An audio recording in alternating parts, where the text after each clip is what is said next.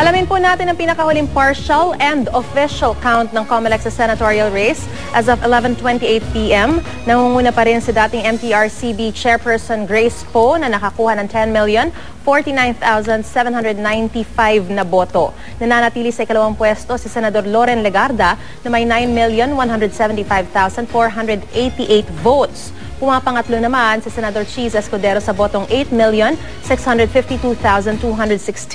Sinundan naman siya ni Senador Alan Peter Cayetano na may 8,597,603 votes. Panlima si Nancy Binay na may 8,329,945 votes. Pang-anim naman si Aurora Congressman Edgardo Sonny Angara sa botong 7,919,081 votes. Sinundan siya ni Bam Aquino na nakakuha ng 7,488,847 votes. Pangwalo si Senador Coco Pimentel na nakakuha ng 7,336,084 votes. Nasa ikasyam na pwesto naman si Antonio Trillanes IV na nakakuha ng 7,098,940 votes. Pasok naman sa ikasampung pwesto si San Juan Representative J.V. Ejercito na may 7,044,012 votes.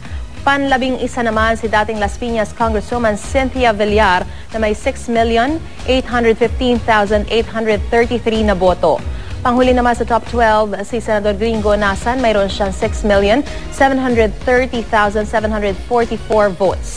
Si dating Senador Dick Gordon naman nasa ikalabintatlong pwesto at mayroong 6,235,930 votes. Panlabing-apat si Cagayan Representative Jack Enrile na may 5,796,044 na boto. 5,697,367 votes naman ang nakuha ni dating Senador Mig Zubiri Jr. na nasa panlabinlimang pwesto. 11:30 ng gabi ng mag-adjourn ang bilangan at magpapatuloy naman ito mamayang alas 9 ng umaga.